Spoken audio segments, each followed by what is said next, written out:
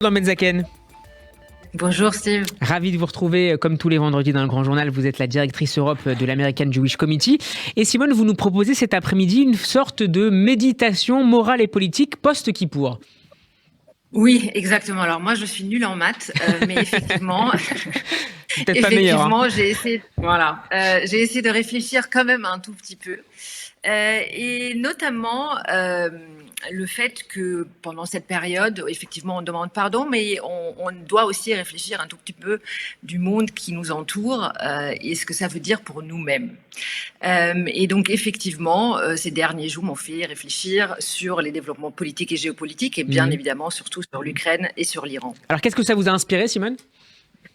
Alors, si vous ne le savez pas, et vos auditeurs non plus, mais mes parents et leur famille ont d'abord souffert du nazisme et ensuite du communisme en Roumanie. Quand j'étais plus jeune, je dois dire que je sentais presque une sorte d'envie les concernant. Une envie parce qu'ils savaient, eux, ce qu'ils étaient venus chercher en Europe et pour et contre quoi il fallait se battre. Et j'ai toujours eu l'impression qu'ici en Occident, et ma génération et celle d'après probablement davantage, c'est un peu perdu dans une apathie promu peut-être par le confort, le divertissement, et finalement peut-être aussi par l'abandon des valeurs qui ont constitué en fait l'Europe que mes parents sont venus chercher. Jankélévitch disait qu'une vie incapable de placer ses raisons de vivre au-dessus de sa survie est une vie de fourmi ou de ruminant. Et comment vous l'appliquez à ce qui est en train de se passer, notamment en Ukraine ou en Iran ?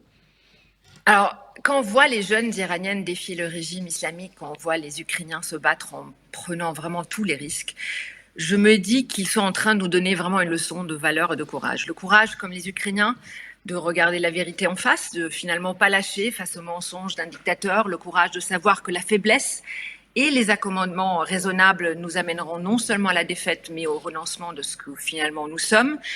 Et le courage des Iraniennes, bien sûr, de savoir que l'arrachement de leur voile représente une menace fondamentale et symbolique pour le régime islamiste. Le courage de nous dire, à nous, que le moins que l'on puisse dire est de ne pas mettre la question des droits de l'homme et de la liberté sous le tapis avant d'aller serrer la main des dirigeants iraniens. Et puis, il y a cette citation de Raymond Aron qui vous interpelle, Simone, et qui sert d'ailleurs d'épigraphe au dernier ouvrage de géopolitique de Frédéric Ancel, Les Voies de la puissance, qu'on salue. Je crois à la victoire finale des démocraties, mais à une condition, c'est qu'elles le veuillent. Exactement, Frédéric l'a bien vu.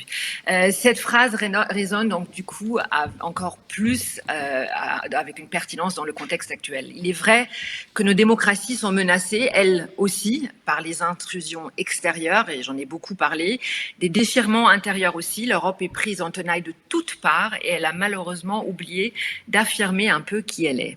Les Européens ont laissé faire les ingérences étrangères de pays non démocratiques, de la Russie, en passant par la Turquie, le Qatar, l'Iran, l'Arabie Saoudite et la Chine.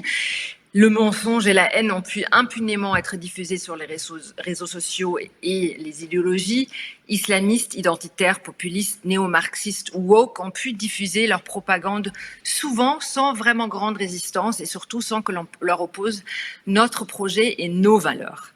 Alors, mon seul espoir, c'est que donc qu'on y regarde un peu les Iraniens, on regarde un peu les Ukrainiens et qu'on en prenne un tout petit peu de l'inspiration parce qu'ils nous montrent finalement que l'on ne peut lutter contre nos ennemis uniquement sans défendre ce qui nous constitue profondément. Défendre nos valeurs de génération en génération. Donc, merci beaucoup Simone Rodin-Benzaken d'avoir été avec nous.